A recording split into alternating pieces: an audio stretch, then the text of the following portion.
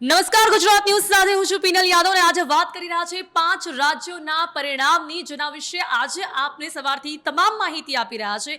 બંગાળની ખાડીમાં જે રાજકીય તોફાન ઉઠેલું હતું, આજે ક્યાં જઈને શાંત થશે તેના પર સૌ કોઈની નજર જોવા મળી છે. જો કે અત્યાર સુધીના જે પરિણામો આવી રહ્યા છે, જે આંકડાઓ જોવા મળી રહ્યા છે, તે ચોક્કસપણે દર્શાવે છે કે આ વખતે બંગાળની જનતાએ ખેલા હોબેની જગ્યાએ વિકાસના અને પરિવર્તન પર ક્યાંક મોહર લગાવી છે. જો કે મમતા બેનર્જીએ થોડાક સમય પહેલા જ કહ્યું છે કે હજી જે ગણતરી છે તે ચાલુ છે, એટલે અત્યારે આ પરિણામો ઉપર વિશ્વાસ ન કરવો, એવું એ કઈ રીતે કહી રહ્યા છે આપણે એમના ઉપર જ છોડીએ. પરંતુ અત્યારે જે પરિણામો આવી રહ્યા છે તે ચોક્કસપણે આપણને એ બતાવી રહ્યા છે કે બંગાળની જનતાએ આ વખતે વિકાસ અને પરિવર્તન પર મોહર લગાવી દીધી છે. અને આ પ્રકારના પરિણામો શું કામ જોવા મળી રહ્યા છે? અન્ય 5 રાજ્યોના પરિણામની વાત કરીએ તો બંગાળમાં તો બદલાવ છે, પરંતુ તેની સાથે તમિલનાડુમાં પણ નવા સ્ટાર છવાઈ ગયા છે. જી હા, જેમણે પ્રથમ વખત રાજકારણમાં પોતાનું લક અજમાવ્યું તેઓ પણ આગળ જોવા મળી રહ્યા છે. કેરળમાં કોંગ્રેસ છવાઈ ગઈ છે, તો આસામમાં ભાજપની હેટ્રિક જોવા મળી રહી છે. પોંડિચેરીમાં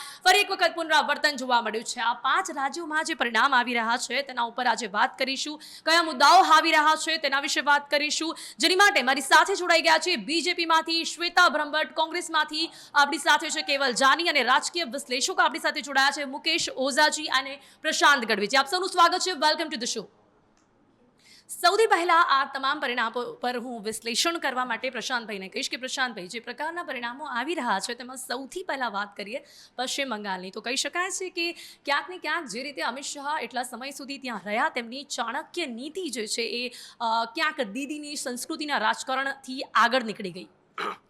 કોઈ પણ રાજ્યમાં સત્તા રાતોરાત આવતી નથી. એની પાછળ કંઈક પરિશ્રમ, કંઈક મહેનત અને કંઈક જનતા સાથેનો કનેક્ટ લાગતો હોય છે.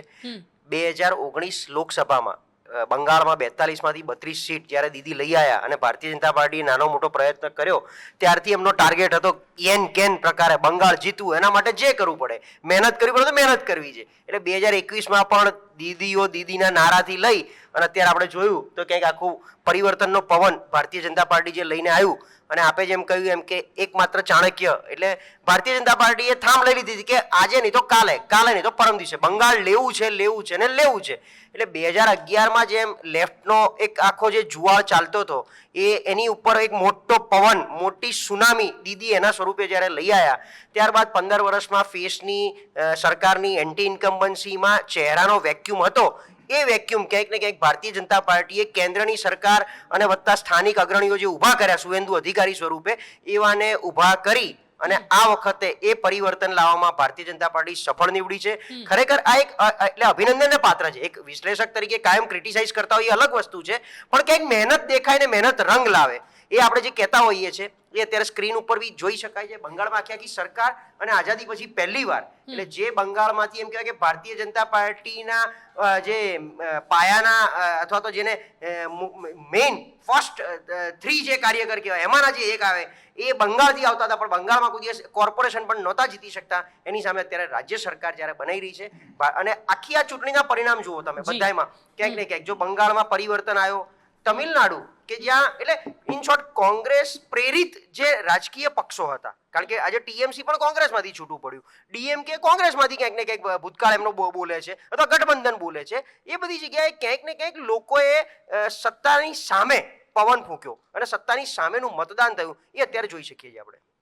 પ્રશાંતભાઈ, અહીંયા આને જે કન્ટિન્યુટીમાં એક સવાલ મારે આપને પૂછવો છે કે જે પ્રમાણે સ્ટ્રેટેજી, કારણ કે આની પહેલાંના ટોકશોમાં પણ મેં વાત કરી કે કોઈ પણ રાજકીય પક્ષ જ્યારે કોઈ રાજ્યની અંદર અથવા તો કોઈ ક્ષેત્રની અંદર જ્યારે વિજય પ્રાપ્ત કરતું હોય છે, ત્યારે એની અંદર એની સ્ટ્રેટેજી એટલે વોરરૂમનો ખૂબ જ બહુ જ ઇમ્પોર્ટન્ટ હોય છે.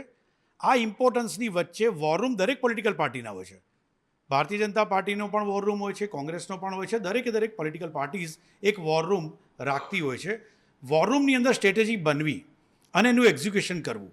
સો આપને અને આપ પછી કોંગ્રેસના જે પ્રવક્તા આવ્યા છે, બંનેને મારો કોમન ક્વેશ્ચન એક રાખવો છે કે વોરરૂમની અંદર બનતી સ્ટ્રેટેજી અને એનું એક્ઝિક્યુશન, એની અંદર ભારતીય જનતા પાર્ટીને સતત એની અંદર સફળતા મળતી રહે છે.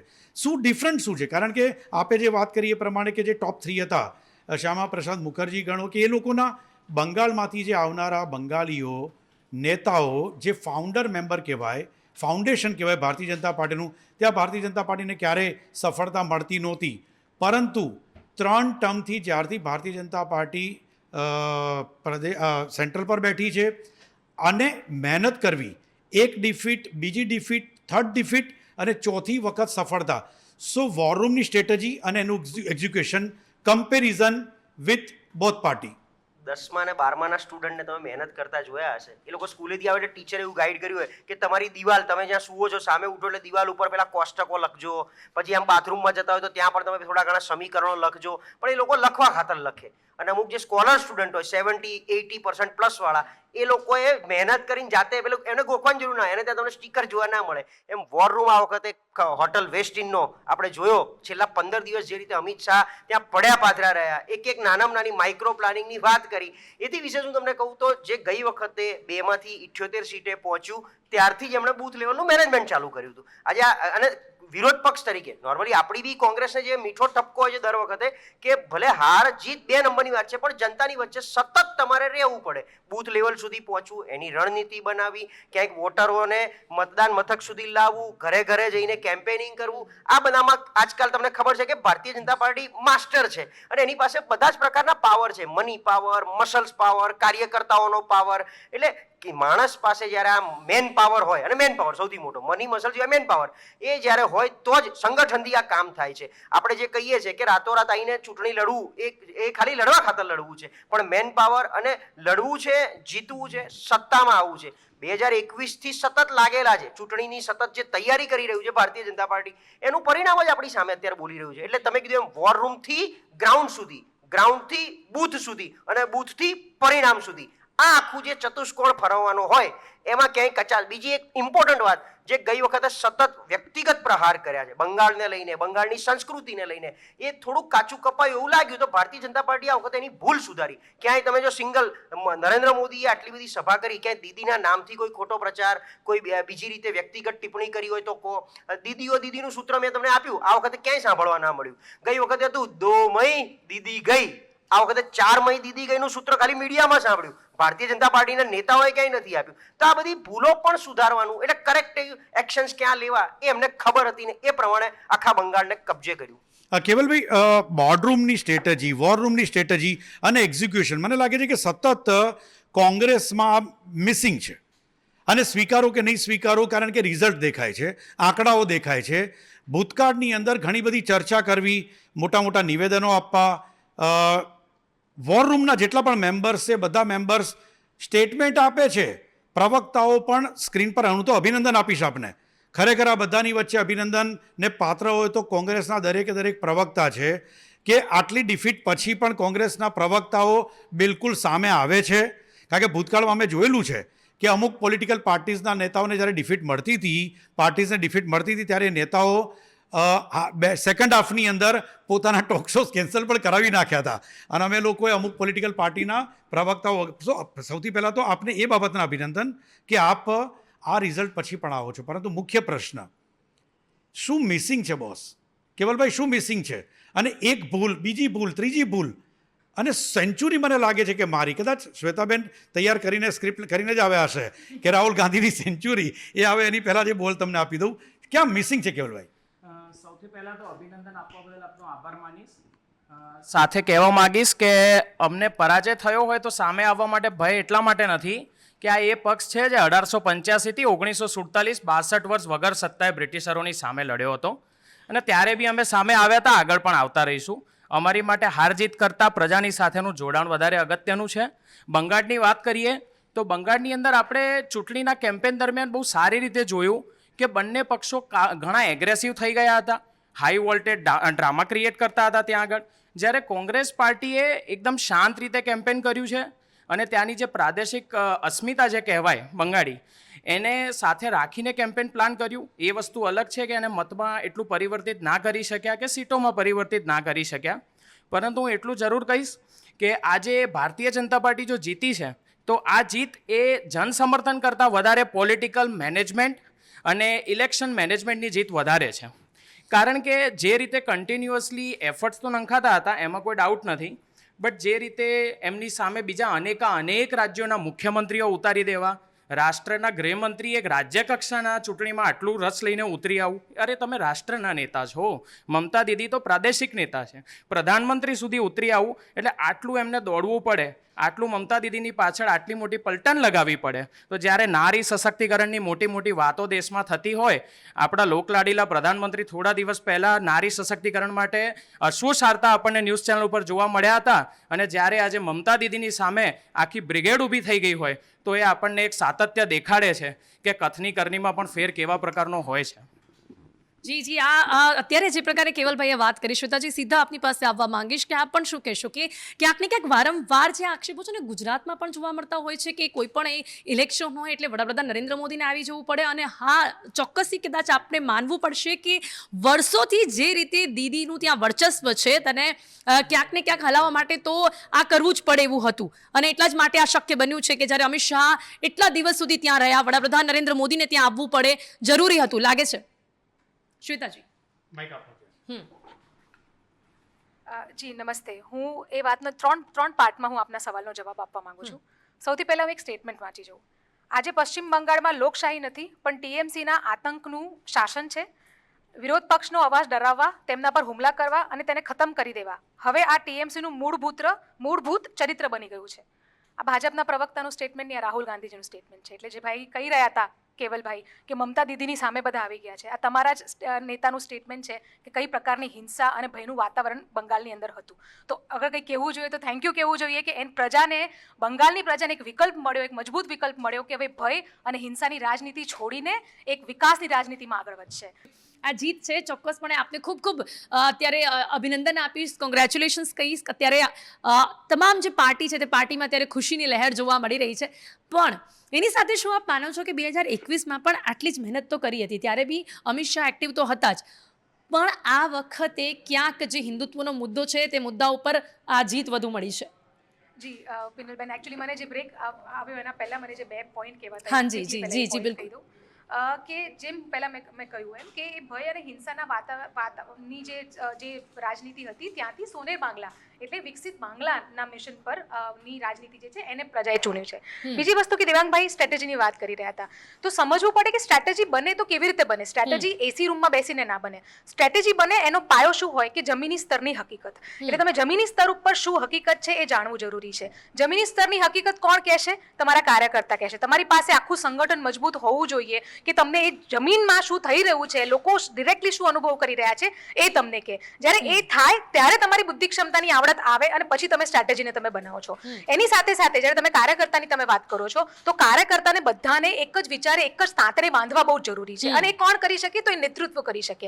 એટલે નેતૃત્વની ખૂબી એવી હોવી જોઈએ કે જે લીડ બાય એક્ઝામ્પલ કરે. અગેન જેમ દેવાંગભાઈએ કહ્યું કે હા, જે હું સેન્ચુરીની વાત કરવાની જ હતી કે અમે અહીંયા 2 જગ્યા ઉપર સેન્ચુરી મારવા જઈ રહ્યા છે, એમ રાહુલ ગાંધીજી પણ એમની ઇલેક્શન હારવાની સેન્ચુરી હવે મારવા જઈ રહ્યા છે. તો જ્યારે પક્ષના નેતા એવા હોય કે જ્યારે આપણે, તમે સમજો ઘરની અંદર મા બાપ હોય તો બાળકને અગર મા બાપ પોતે ચિલ્લાઈને વાત કરતા હોય તો બાળકને એવું ના કહી શકે કે ધીમા અવાજે વાત કરો. કેમ? કારણ કે જે એ જોઈને શીખે છે. એવી જ રીતે કોઈ પણ કંપની હોય કે કોઈ પણ પક્ષ હોય, નેતૃત્વએ લીડ બાય એક્ઝામ્પલ કરવું પડે.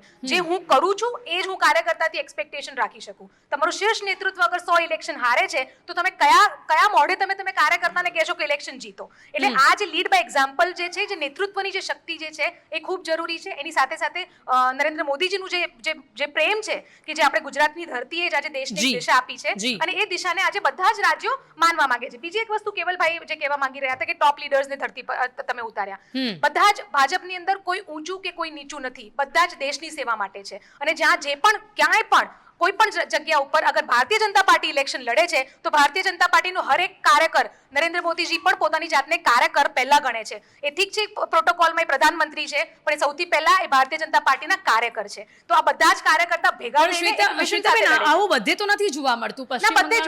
બધે આપણે એવા રાજ્યો હોય કે જ્યાં ખરેખર ટક્કર હોય તો એ તો માનવું પડશે કે હા, ત્યાં દીદીનું એવું વર્ચસ્વ તો હતું જ કે જેને હલાવવા માટે ખુદ વડાપ્રધાન નરેન્દ્ર મોદી અને અમિત શાહને એક્ટિવ થવું પડે. ના, બધી જ જગ્યા ઉપર આ હોય છે, પણ જેમ હું તમને સમજાવું કે લોટસ કમળનું ફૂલ જે છે ને એ પણ બધા સ્ટેજીસમાં ખીલતું હોય છે. તો આજે આ આસામની અંદર જે ફળ આપવાવાળા સ્ટેજ પર પહોંચી ચૂક્યું છે કે જે અમે ફળના સ્ટેજ ઉપર છે, એવી રીતે બંગાળમાં એક થર્ડ બની ચૂક્યું હતું જેને હવે હલાવવું પોસિબલ નહોતું અને હવે ફળના સ્ટેજ પર આવી ગયું છે. તો સાઉથની અંદર અમે મૂળિયા મજબૂત કરી રહ્યા છીએ. તો જ્યાં જે ક્ષણ પર જે પરિસ્થિતિમાં જે સ્ટેજ ઉપર હોય એ સ્ટેજ પ્રમાણે રણનીતિ બનતી હોય, પણ એનો બિલકુલ પણ એ મતલબ નથી કે અમારી માટે કોઈ પણ એક જગ્યા કે કોઈ પણ એક સ્થળ અમારી માટે અમે બિલકુલ પણ એને વીકનેસના જેમ લઈએ છીએ. અને બીજી વસ્તુ કે વિચારની જીત છે, જે વિકસિત ભારતના વિચારની જીત છે કે અમે આવતા 25 વર્ષ શું કરવા માંગીએ છીએ. 5 વર્ષની સત્તા માટે ભારતીય જનતા પાર્ટી કામ નથી કરતું. એ સત્તા એટલા માટે જોઈએ છે કારણ કે સત્તા હશે તો પબ્લિકનો વિશ્વાસ જીતીશું. જી બિલકુલ, હવે તો પબ્લિકને સાથે લઈને કોન્ફિડન્સ વિકસિત પણ ભારત આવી ગયો કરીશું. છે, ચોક્કસપણે કહી શકાય છે. હવે મુકેશભાઈ પાસે જઈ સીધાજી. મુકેશજી, શું કહેશો, કઈ રીતે કરશો આ પ્રકારના પરિણામનું વિશ્લેષણ? 3 જેટલા રાજ્યોમાં ભાજપની જીત જોવા મળી રહી છે.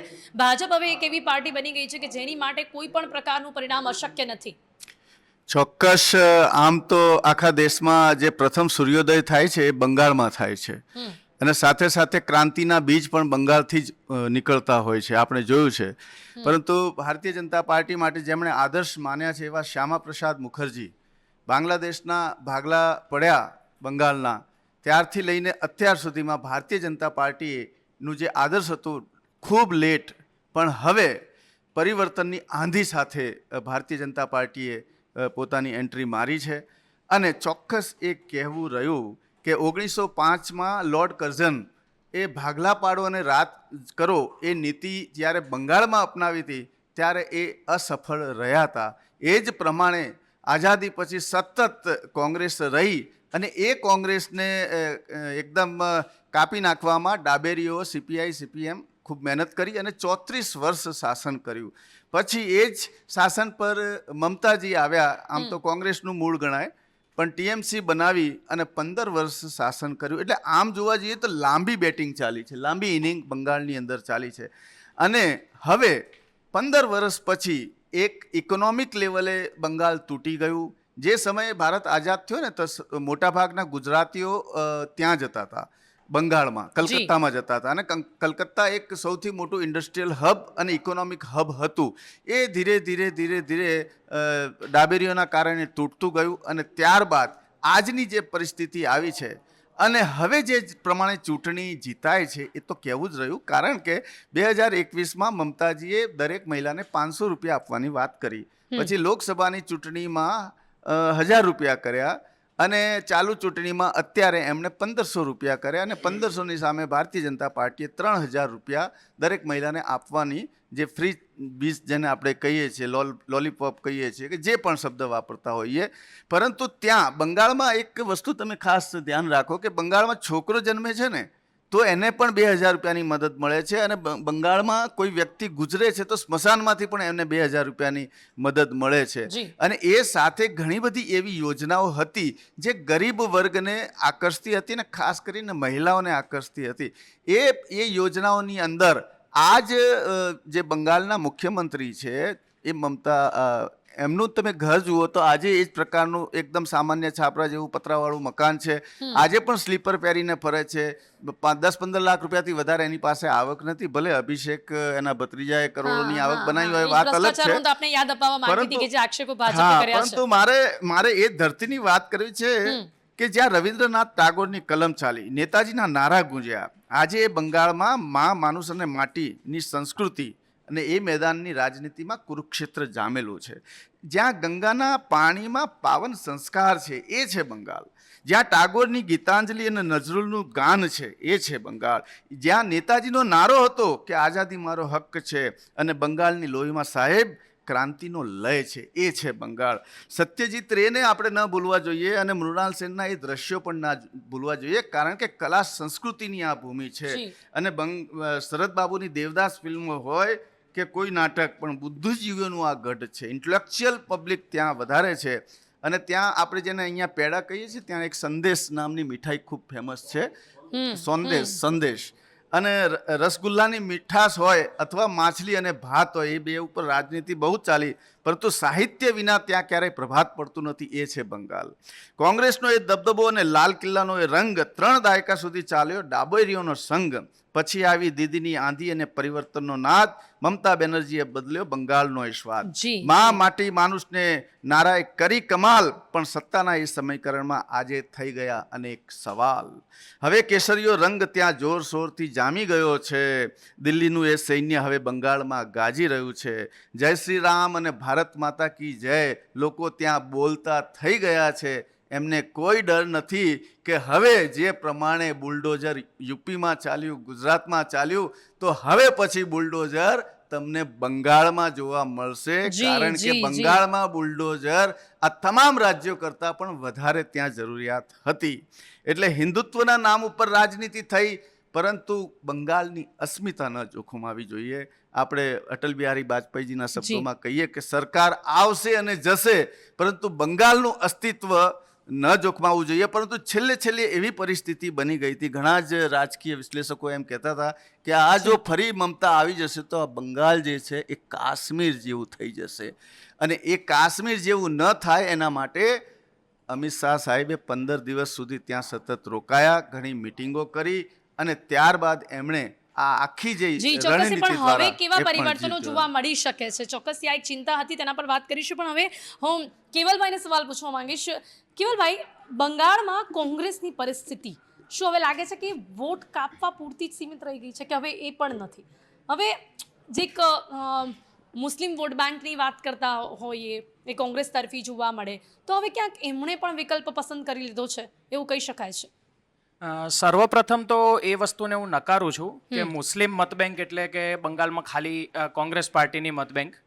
કોંગ્રેસ પાર્ટી એ સર્વે ધર્મ, સર્વે જાતિ અને સર્વે તબક્કાના લોકોની પાર્ટી છે. ગરીબમાં ગરીબથી લઈને ઉદ્યોગપતિનો પક્ષ છે.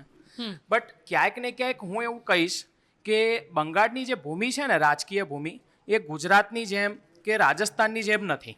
એ આખી અલગ છે. એ યુનિટી ઇન ડાયવર્સિટીનું એક ઉત્કૃષ્ટ ઉદાહરણ છે. અને ક્યાંક ને ક્યાંક જો કોંગ્રેસ પાર્ટી પાછી પડી છે તો મને એવું લાગે છે કે જે પ્રકારનું હાઈ વોલ્ટેજ એગ્રેસિવ કેમ્પેન બંને પક્ષો દ્વારા ચલાવવામાં આવ્યું હતું, ટીએમસી દ્વારા અને ભારતીય જનતા પાર્ટી દ્વારા પણ, જ્યારે કોંગ્રેસ પાર્ટીએ અને સીપીઆઈએ એક શાંત અને એક બાંગ્લા અસ્મિતાને હાથમાં લઈને જે રીતે એ લોકો ચાલ્યા, એમાં ક્યાંક ને ક્યાંક મને લાગે છે ફાઇનાન્શિયલ રિસોર્સિસ પણ કામ કરી ગયા, કેમ કે સેન્ટ્રલ ગવર્મેન્ટ ઇન્વોલ્વ હતી, directly prime minister and home minister involve હતા. So definitely financial resources Bhajpa જોડે વધારે હતા, એ કોઈ પણ રાજકીય વિશ્લેષક કહી શકે. દીદીની ત્યાં સરકાર હતી એટલે એમની પાસે બી રિસોર્સિસ સારા હતા. અને કોંગ્રેસ પાર્ટી ત્યાં આગળ લગભગ ઘણા વર્ષોથી નથી. પહેલાં ડાબેરીઓ હતા, પછી દીદી આવી. એટલે જ્યારે 30-35 એમના અને 15 મમતાજીના 50 વર્ષથી પ્રદેશમાં સત્તામાં ના હોય તો બંગાળ કોંગ્રેસ જોડે એટલા રિસોર્સિસ ના હોય.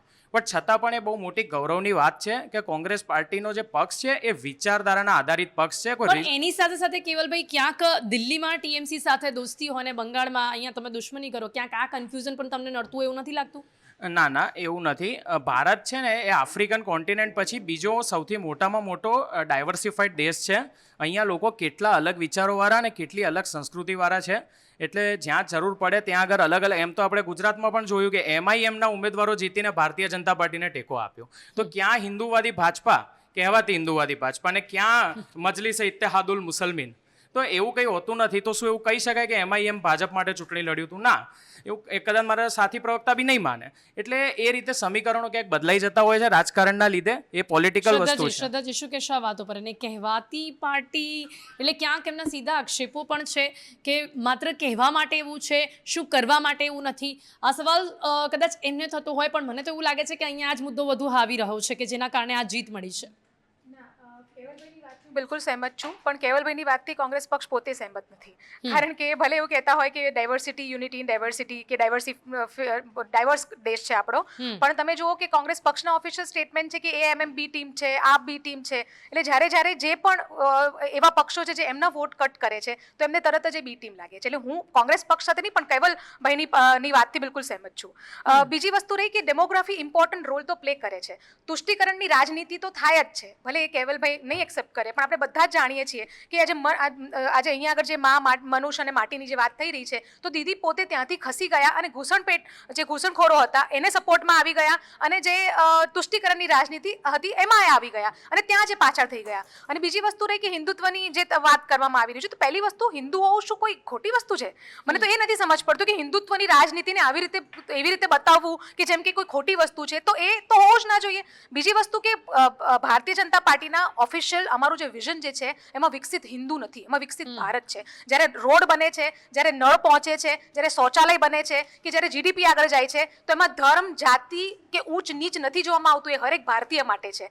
પણ એના ચક્કરમાં તમે સામેથી જ્યારે તમે હિન્દુત્વની વાત કરો છો, તો તમે એવી રીતે વાત કરો છો જે આટલા વર્ષોથી થતું આવ્યું છે, જેમ કે હિન્દુ હોવું કોઈ ખોટી વસ્તુ છે.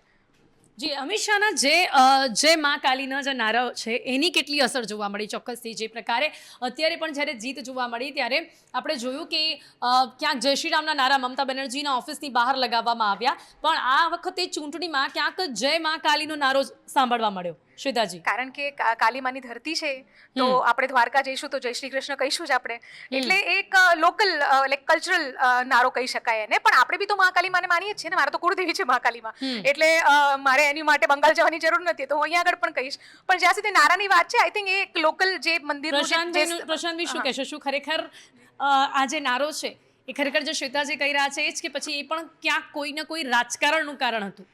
આપણે સૌ જાણીએ છીએ કે 2014 પછી, એમાં બી 19 પછી જે રામ મંદિરનું નિર્માણ થયું અને જય શ્રી રામના નારા આખા દેશમાં લગાઈ અને એક હિન્દુત્વના નામનો એક મોટો પ્રહાર વિરોધીઓ ઉપર, અને વિરોધીઓને ક્યાંક મુસ્લિમ પાર્ટી કે હિન્દુ વિરોધી party ચિતરવામાં Bharatiya Janata party master રહ્યું છે, અને એણે એ માસ્ટર સ્ટ્રોક બધી જગ્યાએ માર્યો.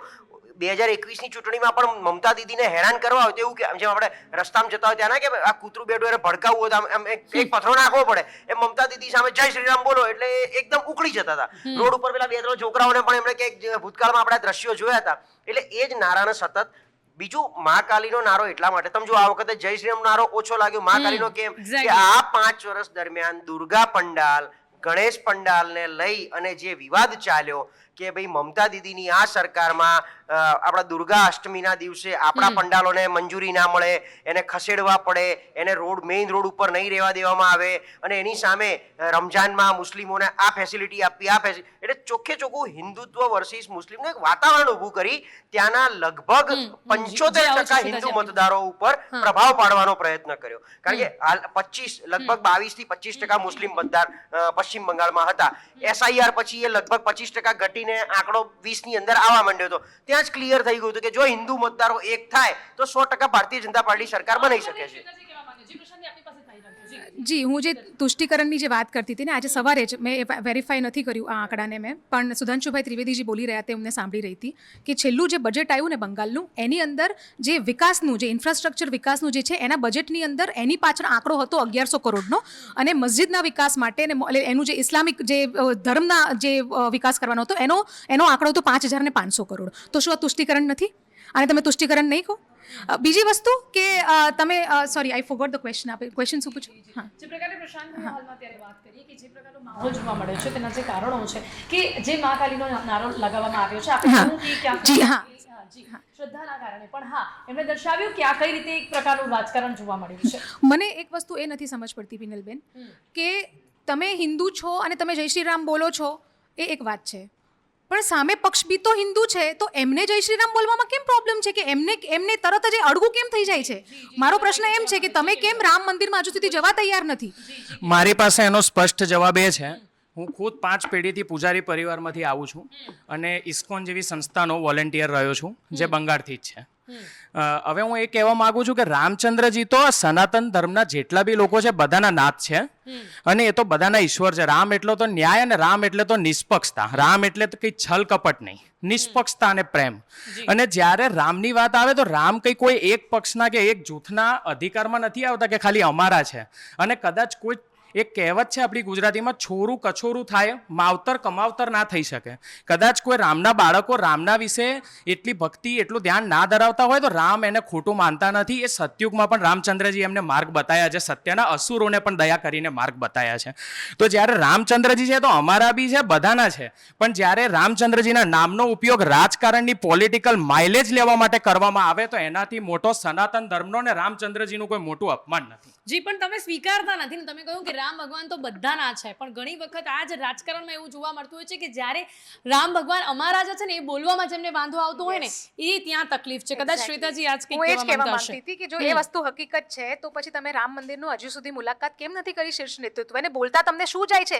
કોને ખોટું લાગી જશે અગર તમે બોલી દેશો તો? જેને ખોટું લાગી જશે એના ભયથી તમે નથી બોલતા. આ હકીકત છે, પહેલી વાત. જી, મુકેશ બીજી વસ્તુ કે જેમ જી, જી, એક મિનિટ એમને I'll just complete, finish હા, one પછી line. આપની પાસે આવું છું. કે તમે જ્યારે વાત એમ કરો છો કે રામ રાજ્યની વાત કરો છો તો એ પણ હકીકત છે કે ધર્મની રક્ષા કરવી પણ તમારી ફરજની અંદર આવે છે. એટલા માટે જ મેં વાત કરી હતી કે વિકસિત ભારત જ્યારે થાય છે તો વિકસિત હિન્દુ નથી. તમે વાત કરી કે રામ બધાના હતા, એમ ભારત દેશનું પણ જે નેતૃત્વ છે બધાનું જ છે. તો જે કંઈ પણ કામ થઈ રહ્યા છે એ દેશના હરેક નાગરિક પાસે જઈ રહ્યા છે. આ ભાગલાવાદી રાજનીતિ ભારતીય જનતા પાર્ટી નથી કરતું, પણ અમુક લોકો જેનો ફિક્સ્ડ વોટ બેંક છે આ એ લોકો કરી રહ્યા છે. જી, જી, મુકેશભાઈ. ભગવાન રામ પણ પોલિટિકલ લીડર હતા. એ પણ રાજા રહીને શાસન કર્યું છે અને એક રામ રાજ્યની પરિભાષા આપી છે આપણી ભારતીય સંસ્કૃતિને. એ જ પરિભાષા ઉપર દેશ ચાલે તો રામ રાજ્યની આપણે જે કલ્પના કરીએ છીએ એ થઈ શકે. મારે કોંગ્રેસને એ જ કહેવું છે કે હવે કોંગ્રેસ છે ને જે ભાજપની રણનીતિ છે એ રણનીતિનું ઝેરોક્સ પેપર કઢાવી લે અને એની કોપી કરે. કોંગ્રેસના નેતાઓ જય શ્રી રામ બોલવાનું શરૂ કરે, ભારત માતા કી જય બોલવાનું શરૂ કરે. આ જે ભેદભાવ બનાવ્યો છે ને એ તો કોંગ્રેસે જ બનાવ્યો છે ને. તમને બોલવામાં ક્યાં વાંધો હતો? એટલે આ જે ભેદભાવ કારણે લોકોના મનમાં નેરેટિવ સેટ થઈ ગયું છે. એ નેરેટિવના કારણે અત્યારે બંગાળમાંથી અધીર રંજન ચૌધરી એકમાત્ર કોંગ્રેસના નેતા, એમની પણ હાર થઈ છે, ગોગોઈની પણ હાર થઈ છે. એટલે જે કોંગ્રેસના ઉત્તર પૂર્વી નેતા 2-4 નેતા જે હતા એમાંથી આજે એક પણ નેતા જીતતા આપણને દેખાતા નથી. દિલ્હી દૂર નથી, પરંતુ બંગાળ બહુ ઊંડું છે. બંગાળને સમજવું પણ ખૂબ કઠિન છે અને અર્ધસૈનિક બળ હજુ 15-20 દિવસ રહેશે, કારણ કે આ હાર સહેલાઈથી મમતા સ્વીકારી શકે એ પરિસ્થિતિ અત્યારે બનતી દેખાઈ નથી. પરંતુ 24 પરગણાની જે સીટ છે ને ભવાનીપુરની સીટ છે ને નંદીગ્રામની જે સીટ છે એ 3-4-5 સીટો એવી છે કે એના ઉપર ચર્ચા જરૂર થશે. ચોક્કસ આક્ષેપ રહેશે મમતાજીનો કે આની અંદર SIR કામ કરી ગયું, એની અંદર EVM કામ કરી ગયું. વિકલ્પ એમની પાસે નહીં હોય. ના, વિકલ્પ નહીં, સશક્ત વિપક્ષ તો મળ્યું જ છે. આ એક એવું રાજ્ય છે કે જ્યાં સશક્ત વિપક્ષ છે. આમ તો ભારતીય જનતા પાર્ટી આમ સતત એ જ પ્રયાસમાં હોય છે કે વિપક્ષ વિહોણી સરકાર હોય ખૂબ અને થોડા ઘણા હોય તો એને કઈ રીતે ખરીદ ફરોખ કરીને એક કરી લેવા, એ એમની નેરેટિવ રહ્યું છે. પરંતુ આ જે અહીંયા બંગાળમાં જે પ્રમાણે સંખ્યા દેખાઈ રહી છે એ પ્રમાણે તો સશક્ત વિપક્ષ છે એ કહી શકાય નહીં. પરંતુ જે મુદ્દાઓ વધુ ચાલ્યા છે એમાં ઘુસપેઠિયાના મુદ્દા વધુ ચાલ્યા છે અને ઘુસપેઠિયા ઉપર આ દોષ કોને દેવાય? તો આ સાથે જ અત્યારે આપણે ચર્ચાને આગળ વધારીશું. જી પ્રશાંતભાઈ, અહીંયા જે પ્રકારે આપણે ઓવરઓલ જે પરિણામ પર ડિસ્કશન કરી રહ્યા છે તેમાં ક્યાંક ને ક્યાંક હવે મારે જે ત્યાં ગુંડાગીરી જોવા મળતી હોય છે તે મુદ્દા ઉપર ચોક્કસપણે વાત કરવી પડે. અને એક વિડીયો અમિત શાહનો વાયરલ થયો હતો, કદાચ તમે એ પણ જોયો હશે, મને એક્ઝેક્ટલી વર્ડ્સ નથી યાદ, પણ એમણે કદાચ કંઈક બંગાળના જે TMCના જે કાર્યકર્તાઓ જે ગુંડાગીરી કરતા જોવા મળતા હોય છે એમને એમની જ ભાષામાં જવાબ આપ્યો હતો, એ પણ ખૂબ વાયરલ થયો હતો. એટલે ક્યાંક કહી શકાય છે કે જૈસે કે સાથ તૈસાવાળું રાજકારણ કરીને અમિત શાહે આ જીત અપાવી છે. એટલે રાજકારણમાં જ્યારે local touch, local emotions, local attachment તમારે લેવું હોય તો જેમ મોદી સાહેબ દર વખતે જ્યાં જાય ત્યાં કહે કે અહીંનો મારો નાતો હતો, અહીં ભૂતકાળમાં હું આવું કરતો હતો, એ જે ભાષાનો જે એટેચમેન્ટ છે એવી જ રીતે આ વખતે બંગાળમાં લોકો શીખીને ગયા હતા કે ભાઈ દીદીને દીદીની ભાષામાં જવાબ આપવો છે, ક્યાંય જરૂર પડે તો બંગાળી બોલવું છે. ખેલા હોબે 2021માં ના ચાલ્યું પણ અત્યારે 26માં ક્યાંક ને ક્યાંક ચાલી ગયું. હમણાં મુકેશભાઈ એક બહુ સરસ વાત કરતા કે સશક્ત વિપક્ષ. આમ બી તમે જુઓ, જે આખા દેશમાં જે રાજ્યમાં પ્રાદેશિક પાર્ટીની સરકાર હોય અને એ સરકાર ભૂલથી પડે તો પ્રાદેશિક પાર્ટી એમનું અસ્તિત્વ ટકાવી રાખવામાં પણ મજબૂત વિપક્ષ બનીને જ કાયમ કામ કરે 5 વર્ષ માટે. જે ક્યાંક કોંગ્રેસ નાની ભૂલ કરી ગયું. કોંગ્રેસનો આખો ઇતિહાસ તમે જુઓ આઝાદી પછીનો, તો એમને એવું થયું ભાઈ દિલ્હીમાં તમારે લોકોએ નજર નહીં કરવાની, તમારા રાજ્યોમાં અમે તમને સુરક્ષિત રાખીશું. પછી એ લોકોને દિલ્હી સુધી ના પહોંચવા દીધા એટલે એ લોકોએ પછી કોંગ્રેસની સરકારમાંથી છૂટા પડી, કોંગ્રેસ પક્ષમાંથી છૂટા પડીને પોતાના પક્ષ બનાવ્યા. એ પછી એનસીપી હોય, સમાજવાદી પાર્ટી હોય, ક્યાંક આરજેડી હોય, ક્યાંક ટીએમસી હોય, આ બધા કોંગ્રેસમાંથી છૂટા પડેલા પાંખિયાની જેમ બન્યા અને એ લોકોએ પછી એમનો ગઢ એમના રાજ્યો સાચવી રાખ્યા. એ લોકો રાજ્યની બહાર ક્યારેય ના નીકળ્યા. હવે જો અત્યારે આપણે વાત કરીએ તો જેમ ઉત્તર પ્રદેશમાં સમાજવાદી પાર્ટી જે તે વખતે 111 સીટ સાથે મજબૂત વિપક્ષથી ઉભરી આવ્યો. પહેલી વખતે ધોબી પછાડ થઈ તો બીજી વખતમાં તમે જો અખિલેશે એની નેતૃત્વમાં 111 સીટ સુધી આવ્યા 403માં, જે સાવ 50માં સમેટાઈ ગઈ હતી. એ જ રીતે અત્યારે દીદી આમ આપણે કહીએ એટલે દીદીનો કિલ્લો ધ્વસ્ત થઈ ગયો, સરકાર બીજેપીની બની, પણ એનો આંકડો 100ની નજીક છે. એટલે મજબૂત વિપક્ષ છે જે ગુજરાતમાં લોકો ઘણા સમયથી ઈચ્છી રહ્યા છે કે આવો મજબૂત એક વિપક્ષ બધાની વચ્ચે, એટલે બધી જગ્યાએ હોય, એટલે ગુજરાત એટલે રાજ્ય સરકાર નહીં, ઇવન સ્થાનિક સ્વરાજમાં પણ હોય. તમે આવા કેટલા ઉદાહરણ અત્યારે માનો કે આપણે પ્રશાંતભાઈ, જ્યારે કોંગ્રેસની સત્તા હતી ત્યારે ક્યાંક જ્યારે ભાજપ આવ્યું હશે ત્યારે કોંગ્રેસ પણ વિપક્ષ રીતે સારું હશે, એટલે હવે ધીરે ધીરે કદાચ ત્યાં પણ આ પરિવર્તન આવી શકે કે ત્યાં પણ વિપક્ષને આ જ રીતે નબળું કરતું જશે ભાજપ. જો ભાજપ જ્યાં આવે છે ત્યાં એટલું મજબૂતાઈથી, જેમ મહારાષ્ટ્રમાં શું થયું, હરિયાણામાં શું થયું, હરિયાણામાં તમે ખ્યાલ છે કે સવાર સુધી શું હતું, પછી રિઝલ્ટ કેવી રીતે પલટાયું, અચ્છા સરકાર બની ગઈ ભાજપની. આટલા દિવસોમાં, આટલા ટાઈમમાં તમે હરિયાણા વિશે કોઈ સાંભળ્યું કે ભાઈ વિપક્ષે મજબૂતાઈથી આનો વિરોધ કરીને સરકારને પાછી પાડી કે સરકારનું નાક દબાયું? ક્યાંક ને ક્યાંક બીજી બધી જગ્યાએ લોકો સરકારને નાક દબાવે છે. આજે આમ આદમી પાર્ટી દિલ્હીમાં સરકારમાં બેઠી તો આપણે સૌ જાણીએ છીએ કેવી રીતે કોંગ્રેસની પાછળ પડી ગઈ હતી. એમ ક્યાંક ને ક્યાંક વિપક્ષ તરીકે પણ એક ભૂમિકા ભજવવી પડે, જે લોકો મુદ્દાને પકડે, વિપક્ષની એકતાને પકડે, વિપક્ષના ટચને પકડે અને પછી એ મતમાં કન્વર્ટ થતું હોય છે. એટલે મતમાં કન્વર્ટ કરવા માટે હમણાં આપણે દર વખત કહેતા હોય છે કે ચૂંટણી ટાણે ક્યાંક ને ક્યાંક કોંગ્રેસ લડવા માટે બહાર આવે, મીડિયા પૂરતી સીમિત થઈ જાય, પણ ગ્રાઉન્ડ ઉપર એની ન સ્લીપ પહોંચી હોય. અત્યારે આજે 5 રાજ્યોમાં આમ જોવા જાવ તો કેરેલાને બાદ કરતા આજે આસામ તો ધોબી પછાડ, બંગાળ ધોબી પછાડ. અચ્છા, એ જ બંગાળમાં શું કોંગ્રેસ ટીએમસી ને બિનશરતી ટેકો નહોતી જાહેર કરી શકતી કે ભાઈ તમારે જ્યાં લડવું હોય અમારો મેન પાવર તમારી પાછળ લાગશે, તો આજે આ પરિસ્થિતિ અહીંયા ના હોત. આવું ઘણા રાજ્યોના ભૂતકાળ આપણી સામે છે કે જેમાં 2 જણા સામ સામે કૂતરા બિલાડાની જેમ ઝઘડે અને પછી એ ત્રીજો ફાયદો ભાજપ જ લઈ જાય દર વખતે. જી કેવલભાઈ, કોંગ્રેસની આ પ્રકારના નિર્ણય ઉપર આપનું શું માનવું છે કે શું આ પ્રકારનો ટેકો આપ નતો જાહેર કરી શકતા? કોંગ્રેસ પાર્ટી ટેકો જાહેર કરી શકતી હતી. ટેકો જાહેર કર્યો હોત તો તમે મતદાનની ટકાવારી એડ કરશો તો તમને ખ્યાલ આવી જશે કે પરિણામ કેટલા બદલાઈ શકતા હતા. એ વિશ્લેષકો એ વસ્તુ જાણે છે. પરંતુ જેમ અમારા લીડરે કહ્યું કે કોંગ્રેસ પાર્ટી એક એવો પક્ષ છે કે અમારા પૂર્વ પ્રધાનમંત્રી ડૉક્ટર મનમોહનસિંહજીએ કહ્યું હતું આપણા ભારતના કે આપણે સત્તામાં આવવું કે ખાલી ચૂંટણી જીતી જવું એ આપણું લક્ષ્ય નથી, કે પ્રજા સાથે આપણે સમાધાન કે કોમ્પ્રોમાઇઝ કરવું પડે અને એવું કરે એ આ પક્ષ કોંગ્રેસ નથી. એટલે ક્યાંક ને ક્યાંક ટીએમસીમાં આપણને એવું જણાયું હોય કે તમે જે રીતે જણાવ્યું કે ત્યાં જે વાતાવરણ હતું તો કોંગ્રેસ પાર્ટીએ જ વિચાર્યું કે આપણે આપણી રીતે બંગાળી અસ્મિતાને આગળ લઈને લડીશું. પરિણામ જે આવ્યું આજે સ્વીકાર્ય છે, પ્રવક્તા પણ અહીંયા આવીને સ્વીકારે છે, પરંતુ ક્યાંય પણ પોલિટિકલ મેનેજમેન્ટ કે કોમ્પ્રોમાઇઝ કરી સત્તા અપનાવી લેવી, સત્તા સ્વીકારી લેવી અને કોઈ રાજ્ય ઉપર ચડી બેસવું અને માત્ર વિજય ઉત્સવો કરવા અને મીડિયા પીઆર કરા તમાશા કરવાને અમે જ બલ પરિણામની ઉજવણી ના હોવી જોઈએ, ઉજવણી હોવી જોઈએ, ઉજવણી હોવી જોઈએ. નહીં, હું જણાવી દઉં, ઉજવણી હોવી જોઈએ. કેરળમાં કોંગ્રેસ લગભગ આંકડો દેખાય છે 95 થી 100 સ્પર્શી રહ્યું છે, 2/3 વધારે છે યુડીએફ. ઓકે, બટ ક્યાંય હેડલાઇનમાં એવું લેખાય છે કે ટીએમસીના કાર્યકરોના ઘરની બહાર સૂત્રોચ્ચાર ના કરવાની મનાઈ કરી, મમતાજીના ઘરની બહાર, પણ ક્યાંય એવી હેડલાઇન નથી આવતી કે પિન્નરઈ વિજયન કેરલાના મુખ્યમંત્રીના ઘરની બહાર કોંગ્રેસ કાર્યકર્તાએ સૂત્રોચ્ચાર કર્યા કે આ પ્રકારનું બિહેવિયર કર્યું. કોંગ્રેસ પાર્ટી એ આ પ્રકારની વસ્તુને વિજય ઉત્સવ કરો કે કેરલામાં પણ આ પ્રકારની પ્રવૃત્તિને બળાવ આપતી નથી. જી શ્વેતાજી, સીધા ક્ષિપુ છે ને તેની સાથે સાથે ક્યાંક હવે ભાજપ મોટી પાર્ટી છે, સમજાય છે કે આ પ્રકારનો વિજય ઉત્સવ તો કરે જ, પણ છતાં પણ આ આક્ષેપ ઉપર આપનું શું માનવું છે?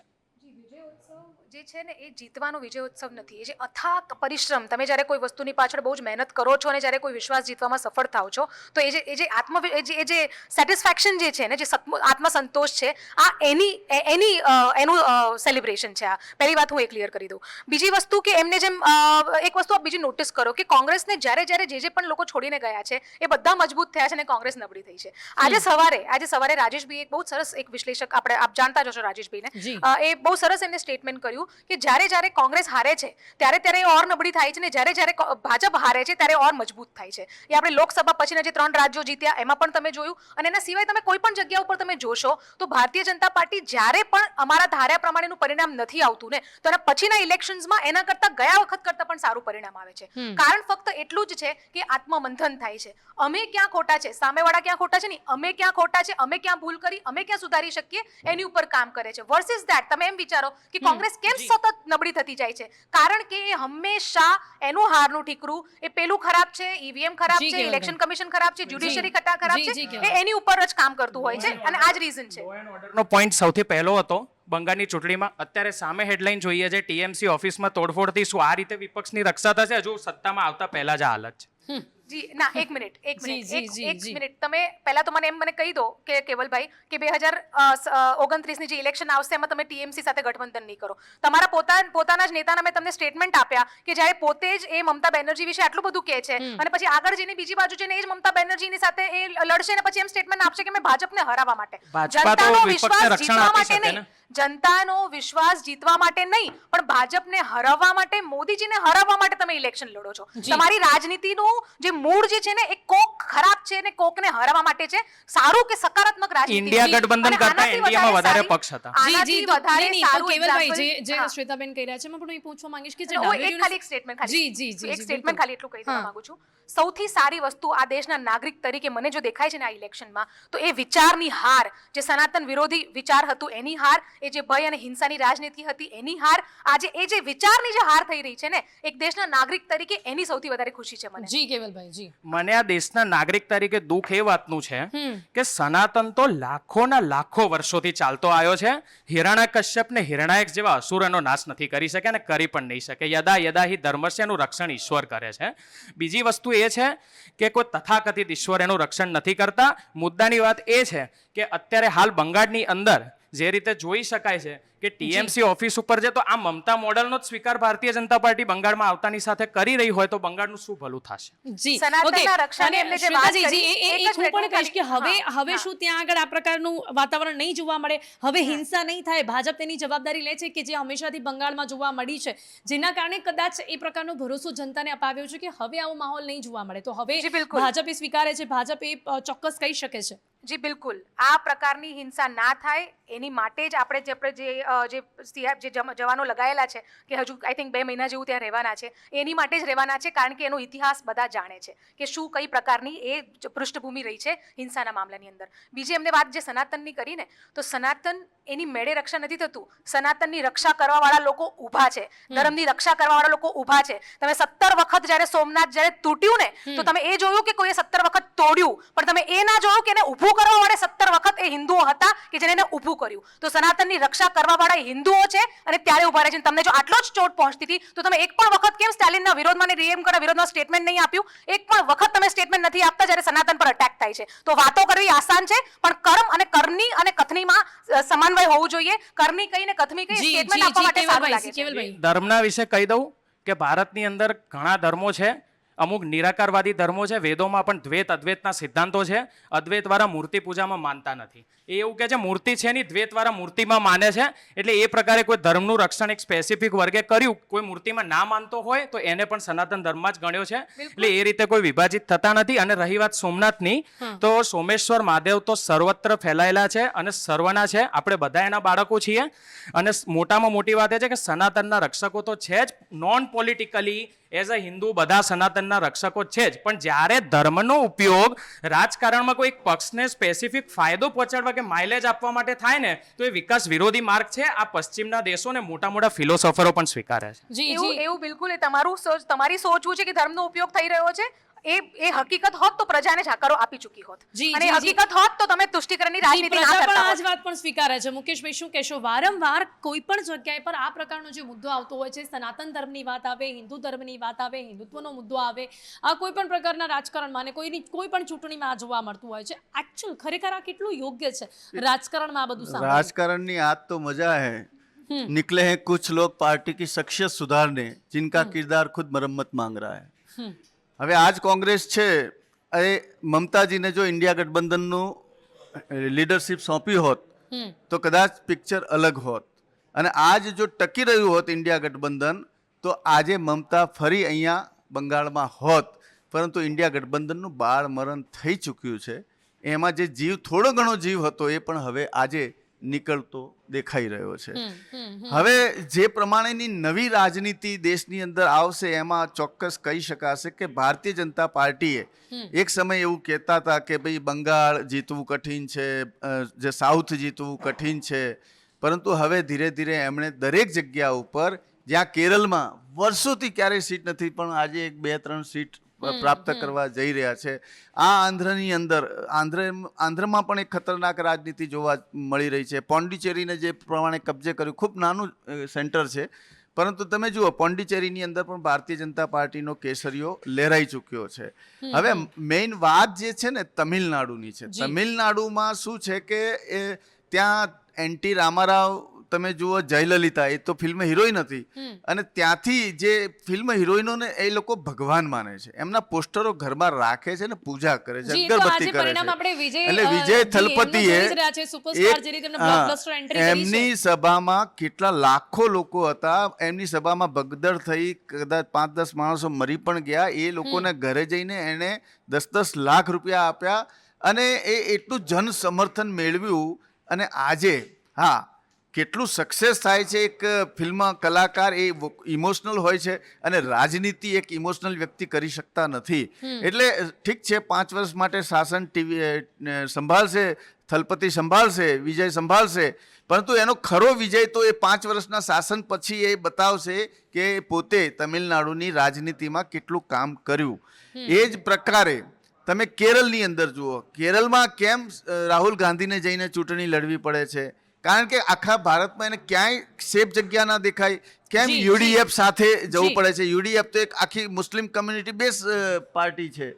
અને સાઉથમાં જે કેરળ છે ત્યાંથી જ ખડગે સાહેબ જે પ્રમાણે સ્ટેટમેન્ટ આપ્યા, તો હજુ એક કેરળને પાર કરવા માટે હવે જે પ્રમાણે અમિત શાહ સાહેબ અને મોદી સાહેબે બંગાળ ઉપર જે આક્રમણ કર્યું, હવે એમની જે નજર છે હવે સાઉથ તરફ જશે અને કેરળ ઉપર એમની આગામી નજર રહેશે. પણ પ્રશાંતભાઈ, અંતમાં મને એક તો મુખ્યમંત્રીના ચહેરા પર સવાલ પૂછવો છે કે હવે આ જીત તો થઈ ગઈ છે, પણ એની સાથે સાથે મુખ્યમંત્રીનો ચહેરો હશે ભાજપ પાસે, અને બીજું શું દક્ષિણ બંગાળમાં હજુ પણ ભાજપના જે લોકો છે ભાજપને સ્વીકારશે? એ પણ એક મહત્વનો સવાલ છે. ત્રીજો સવાલ એ પણ છે કે જે હાર ટીએમસીને મળી છે, ક્યાંક આપને લાગે છે કે જે અભિષેક બેનર્જીના નવા પ્રયોગો છે જેના કારણે જૂના કાર્યકર્તાઓ પણ ક્યાંક અહીંયા નારાજ જોવા મળ્યા? આ ટીએમસીની હાર પાછળ ખાલી અભિષેકની બહુ બધા કારણો જવાબદાર છે કે આખું ભારતીય જનતા પાર્ટી આખા દેશનું એનું પાવર બધું કામ કરે છે. ચહેરો સીએમનો આપે કીધું, અને આપણે સૌ જાણીએ છીએ કે અમિત શાહે પહેલા દિવસે કીધું છે બંગાળી હશે, બંગાળમાં ભણેલા હશે, અહીંની સંસ્કૃતિ જાણતા હશે, અને ભાજપ પાસે બંગાળમાં એક જ ચહેરો હતો, સુવેન્દુ અધિકારી, અને બીજા દિલીપ ઘોષ, કે જ્યારે કશું જ નહોતું ભાજપ ત્યારના એ ભાજપ અધ્યક્ષ કે ભાજપ કાર્યકર તરીકે કામ કરે છે. સુવેન્દુ અધિકારી 2 જગ્યાએથી લડેલા છે, એકમાં જીતી રહ્યા છે નંદીગ્રામમાં, અને ભવાનીપુરમાં મમતાની સામે હારી રહ્યા છે.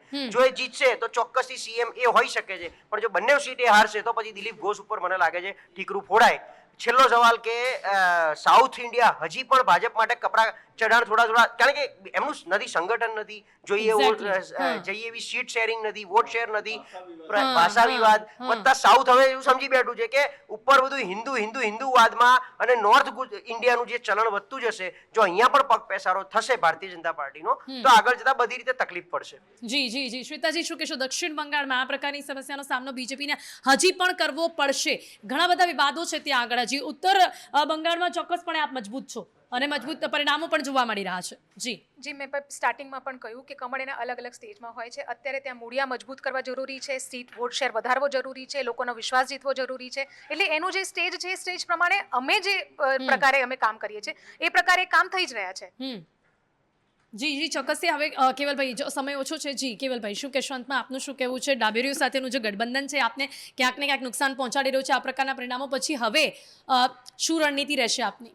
અંતમાં એટલું કહીશ કે કોંગ્રેસ પાર્ટી કેરેલાની અંદર સારામાં સારી સરકાર આપશે, પ્રજાલક્ષી કાર્યો કરશે, અને સાથે બંગાળની ચૂંટણીમાં અંતિમ એક વાક્ય કહી દઉં છું કે બંગાળે આજે શું ગુમાવ્યું છે, તો 50 વર્ષથી ભટ્ટાચાર્યજી હોય, સીપીઆઈ હોય કે ટીએમસી હોય, ત્યાં આગળ પ્રાદેશિક નેતાનો દબદબો હતો અને એ નેતા રાષ્ટ્રમાં ગાજે કે આ બંગાળના નેતા છે. આજે આટલી બધા ડિબેટોમાં ચર્ચા થઈને બધે શાહ સાહેબ ને મોદી સાહેબ, કોઈ શુભેન્દુ અધિકારી સાહેબનું નામ 1% પ્રવક્તાઓએ લીધું છે. એટલે હવે એ વસ્તુ ફાઇનલ થઈ ગઈ છે કે બંગાળ પણ પ્રાદેશિક મજબૂત નેતૃત્વ ગુમાઈ ચૂક્યું છે. જી ઓકે એ final. મુકેશભાઈ, અંતમાં શું કહેવું છે?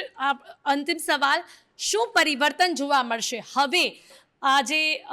જે રીતે દીદીનો જે કિલ્લો છે એ ધ્વસ્ત થઈ ચૂક્યો છે, હવે જે મોદી મેજિક અહીંયા જોવા મળશે તેના કારણે બંગાળમાં આપણને શું પરિવર્તનો જોવા મળશે? જે રીતે ઉત્તર પ્રદેશમાં પરિવર્તન જોવા મળ્યું, જે રીતે બિહારની અંદર પરિવર્તન જોવા મળ્યું, બુલડોઝરની જે પદ્ધતિ જોવા મળી, જે પ્રમાણે હેમંત બિસ્વાએ જે મ્યાનમારી અને ત્યાંના જે ઘૂસણખોરો હતા એના ઉપર કંટ્રોલ મેળવ્યો, એ જ પ્રમાણે જો ભારતીય જનતા પાર્ટી સક્ષમ રીતે કામ કરે તો ઘૂસણખોરોનો, બાંગ્લાદેશીઓનો પ્રશ્ન, અને ત્યાં બીજો એક સૌથી મોટો પ્રશ્ન એ છે કે રોડ ઉપર જે ગેરકાયદેસર, દરેક રોડ ઉપર ત્યાં તમારે છાપરું બાંધીને દુકાન કરવું હોય તો કટકી મની ચાલે છે, એ તમે એના કાર્યકર્તાઓને આપો એટલે તમને એ ચલાવવા દે, એવું ઘણું બધું. એટલે 2, 5, 10 હજાર નહીં પણ લાખોની સંખ્યામાં એ પ્રકારના ત્યાં ધંધા ચાલે છે. એટલે આ બધા જે પ્રમાણે ગેરબંધારણીય પ્રવૃત્તિને અટકાવવી, ગેરબંધારણીય કન્સ્ટ્રક્શનને અટકાવવું, ગેરબંધારણીય ડ્રગ્સના ધંધાને અટકાવવું, અને બીજી એક વાત તમને ખાસ કહી દઉં કે બંગાળની અંદર સૌથી ઓછા બળાત્કાર અગર દેશમાં થતા હોય તો બંગાળમાં થાય છે. કારણ કે બંગાળમાં એક જે આર્જીકર રેપ પીડિતાનો જે કિસ્સો બન્યો, એ રેપ બન્યું બંગાળમાં, પરંતુ એને એક આખા ભારતનો એક એવો મુદ્દો બનાવવામાં આવ્યો જે મુદ્દો ખૂબ કામ કરી ગયો, અને એની જે માતા હતી, પીડિતાની માતા, એ પણ અત્યારે ભારતીય જનતા પાર્ટીમાંથી જીતી રહી છે. જી બિલકુલ બિલકુલ. એટલે આ બધા જે સમીકરણોને લઈને આગામી સમયમાં પરિવર્તન એટલા માટે કરવું પડશે કારણ કે આ બંગાળની જનતા જો શાસન આપે તો 15, 20, 25, 30, 35 વર્ષ સુધીનું શાસન આપી દે છે, અને જો હટાવી દે છે તો 2-4 મહિનામાં પણ હટાવી શકે.